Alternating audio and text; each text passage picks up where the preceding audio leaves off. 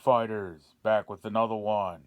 Well, I'm coming at you with an article from the Communist News Network, so this is going to be great. I'll link it below so you can read along or check it out on your own time. But let's start it out. It's about the trad wife lifestyle. And they got this lady here, and it says sporting her retro's 50s hairstyle and cinched aprons, trad wife influencers have taken over a pocket of the internet. These traditional wives who showcase their 30-second videos of homemade sourdough bread content and glimpses into their life of making a perfect home are no ordinary stay-at-home moms. These steadfastly believe in traditional gender roles. How dare they? That means staying devoted to housework and taking care of the children and being subservient to their working husbands. Enzita? I'm not sure what that is. Is it Anita? Are you supposed to ignore the Z? I don't know. Templeton of Littleton embodied the trad wife lifestyle for 10 years, and at 4 a.m. she would start making bread and begin prep for the day's meals, always from scratch. The mother of four would do all of the household chores, while her husband focused solely on the breadwinning. And now, after escaping that life, which was miserable and unfulfilling, the Templeton says, sounds like a simpleton. From now on, Templeton will be known as Simpleton. So Simpleton shares her story on her social media following and a podcast of listeners to help other women who find themselves in similar situations and want a new life.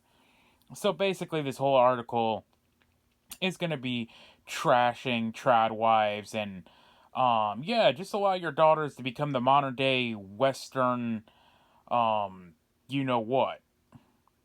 But yeah, social media can make everything look pretty, so because 30 seconds clips of 10 years really emits a lot of ugliness in those relationships, she said. Simpleton, now 41, said she was raised as an evangelical Christian, believing that a husband had authority over his wife, but today she is a divorced single mom by choice. Oh, what a surprise. It is nearly always by choice, and I'll get to that later. And she's an advocate for women who wishes to break free from relationship dynamics that are too easily and could create an extreme power imbalance. The world of traditional wives. Trad wife influencers romanticize and glamorize the period before directly after World War II, a time when most women were homemakers. Some trad wives also take a stance against the feminist movement, aka grifters and chameleons. Don't be fooled, gentlemen. We'll get to this later. But believing only men should be in the workplace while women focus on the home life. Like any relationship, the trad wife arrangement does not make for a happy couple with no family issues. Simpleton felt like if the daily menial tasks were meant to distract her from the lack of autonomy and independence, the pressure was bearing down on her. And they have a picture of her here. She ain't too bad. At 26, and it says a caption, this is when she had her first child and quit her job and became a full-time homemaker. There are people in traditional marriages that are happy, absolutely happy, says some lady, counselor, and adjective professor. Oh, I'm going to skip this part, but like I said, I'll link the article so you can read it. In the world of traditional trad wives, the husband has authority when it comes down to financial choices, but the control could stretch even farther, in which some women can't leave the house without permission, punishments are put in place, the arrangement allows room for financial abuse, holding all the money and power over the other person's head. Well, nowadays it just goes the other way around.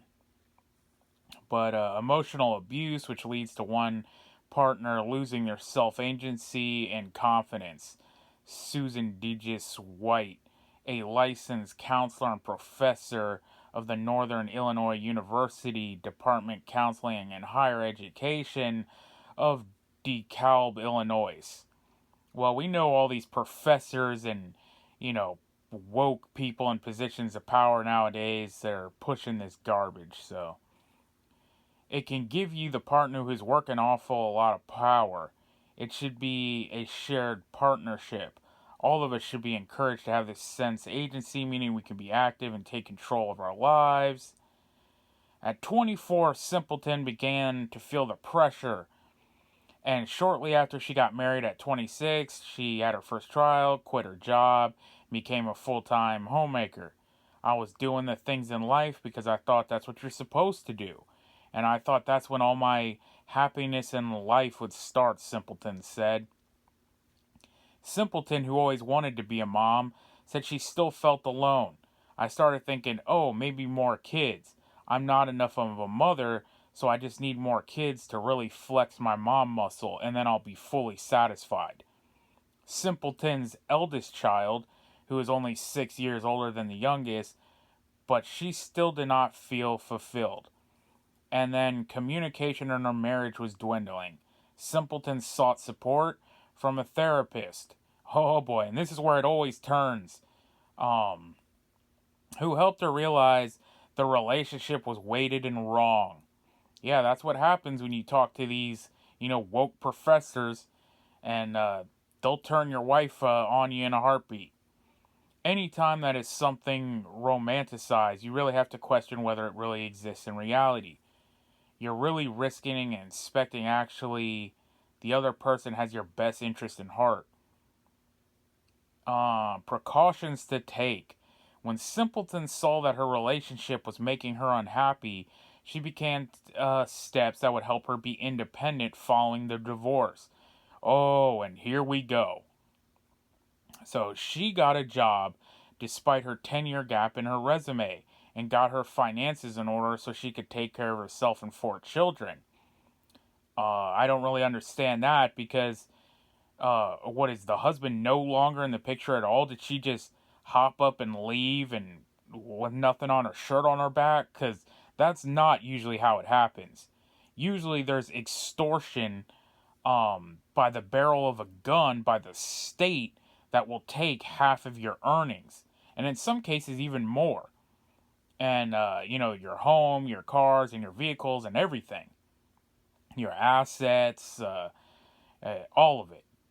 Well, it says, it was daunting to start over at 37, she said, but receiving help from food stamps and getting a job, her kids' school, Simpleton began to see that her spending had actually gone down, and her income was only for her and her 4 kids.